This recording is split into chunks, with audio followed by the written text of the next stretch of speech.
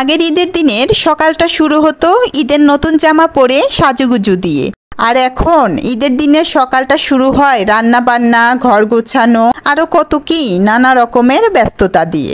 Hello everyone, আসসালামু আলাইকুম। ঘোরাঘুরির কারণে ঈদের ভিডিওটা দিতে অনেকটাই দেরি হয়ে গেল। যাই হোক, তো ঈদের দিনের সকালে প্রথমেই আগে ঘরটা গুছিয়ে নিয়েছি।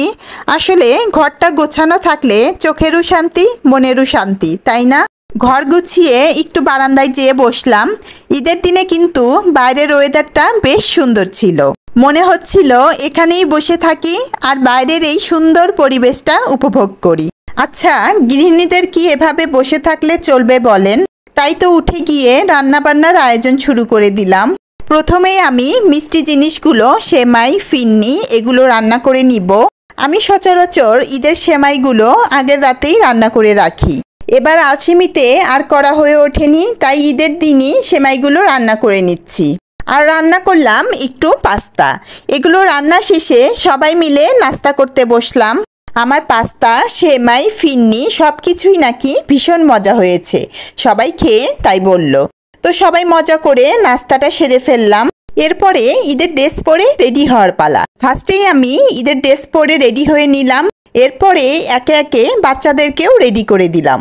রেডি হয়ে নিয়েই কয়েকটা ছবি উঠে নিলাম।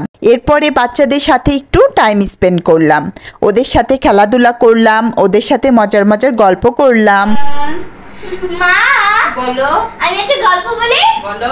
একটা ছেলে না তার মিসের কাছে পড়তে গেল। মিস বলল যে তোমার বাবার নাম বলো তো। ও বলে যে আরাইতুল হোসেন। তারপর মিস একটু রেগে বলল, তুমি কি জানো না কারো নাম বলার আগে আব্দুল বলতে হয়? ও বলল ঠিক আছে মিস। তারপর মিস বলল ঠিক আছে, আমি আরেকটা প্রশ্ন করি। ও জিজ্ঞেস করে, তুমি আজকে দুপুরে কি খেয়েছো?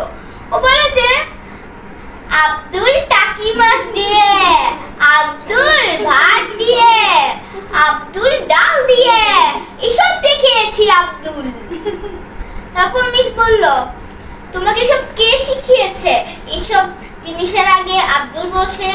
ও বলে যে আপনি মিস। সারা ক্লাসে হাসি ঠাট্টা। অনেক মজার ছিল গল্পটা।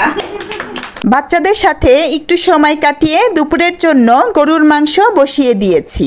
আর আমার মাংসের কালারটা কিন্তু অসাধারণ হয়েছিল। দুপুরের সিম্পল আয়োজনে গরুর মাংসের সাথে ছিল সাদা পোলাও। তো রান্না বান্না শেষ করে, খাওয়া দাওয়া শেষ করে নিচে একটু হাঁটতে বের হলাম। এই ছিল আমাদের ঈদের দিন। তো আমার ভিডিওটা কেমন লেগেছে অবশ্যই জানাবেন। আল্লাহ হাফেজ।